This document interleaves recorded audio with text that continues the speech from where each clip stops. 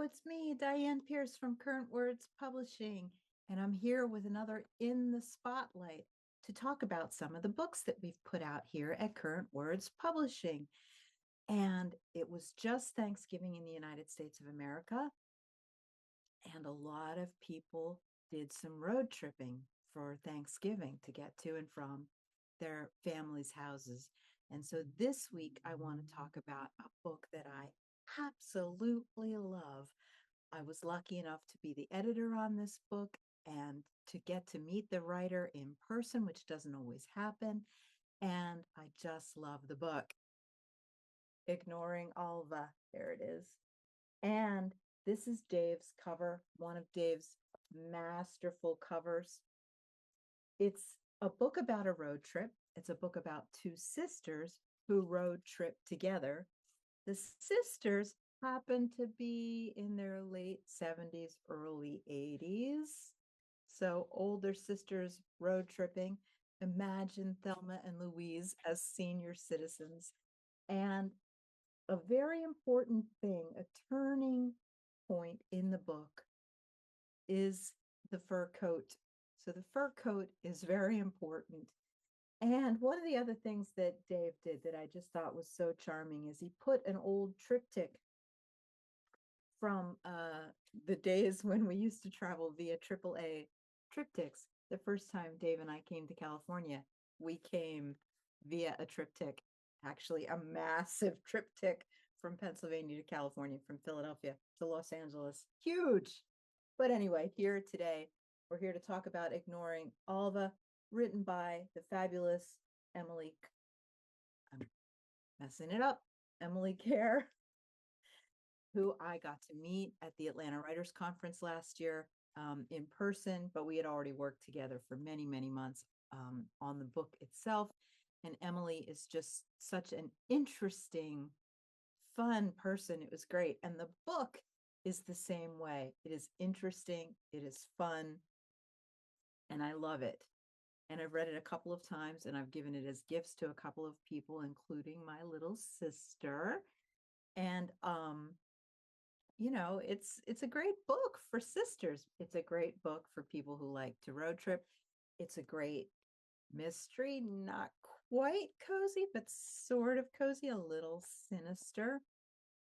It's a book that elevates seniors. So as we head into the later stages of our lives, a lot of times seniors are not the main focus, but this is all about older women getting their life on and really enjoying themselves and showing that they're still vital and full of life. And it's a very interesting, fun book.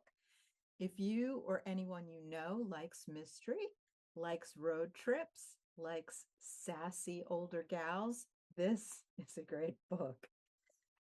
Yeah, when I was editing this book, I would laugh out loud. And that doesn't always happen to me as an editor. Humor is very hard to write. It is the hardest thing to write.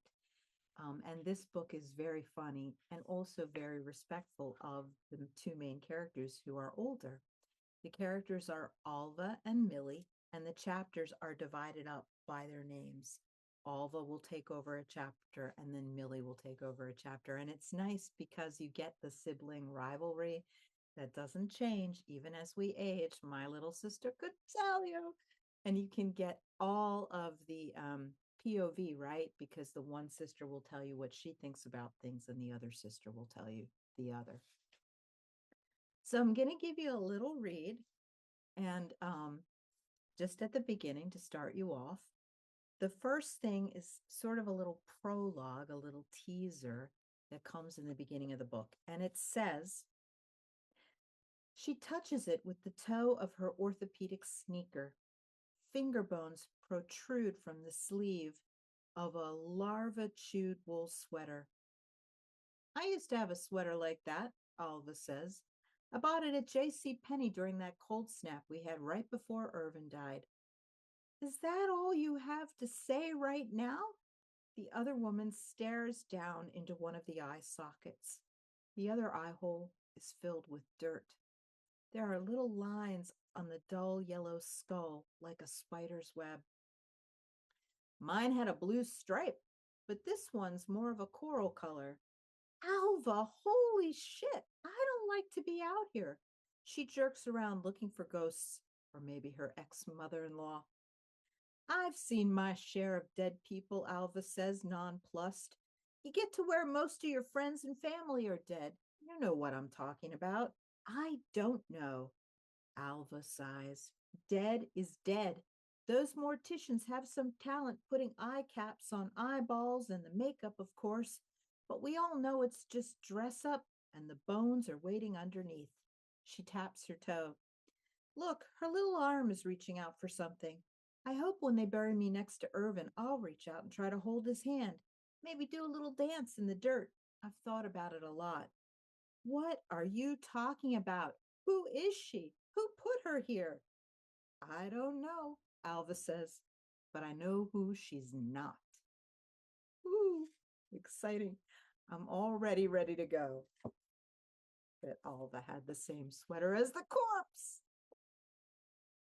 So let's take a little bit of a dive in with the first chapter, which is Alva's. They said it was just a small stroke. A month or so went by, and after that, I was pretty much back to normal on the outside. But inside my head, there are changes. I have these visions, not dreams. I'm not even asleep, although my body gets still. Truthfully, the images come like a slideshow. You know, those clicker things that the kids used to have where you peek inside and the small square frames in the circles become panoramas of the Grand Canyon or Florida? It's like that. Flash! I see myself manning a boat beneath the spray of a waterfall. My face up, I feel the torrents of water pounding over my yellow plastic coat. Flash! I am atop a steeple, brandishing a sword and slicing at the sky. Flash! I am just pictures. My senses are all involved. It's like I'm right there, the captain of my destiny. I told my sister Millie about my visions, or whatever they are, and she seems intent on researching symptoms of dementia. Yet these are not delusions, more like glimpses of a more exciting me. Maybe they are better versions of my past, or maybe I'm conjuring up my future. There's a bigger story there. Millie is 81, older than I am by a year and a half, but she's agreed to take a little trip with me, go out and see more of the world. Before we leave, I look fondly out my back window and see a pear clinging to a sagging branch. It's August, and that's a little early for a pear to turn from green to yellow, but this one has turned gold. It is Minnesota after all, and most people don't think of fruit trees when they think of snow. Even though my husband Irvin's been dead now for 9 years, that tree of his is high on living. Flash.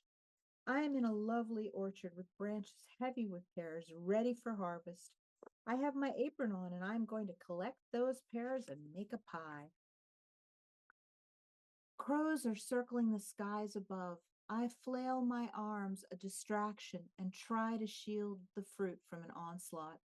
The birds are menacing.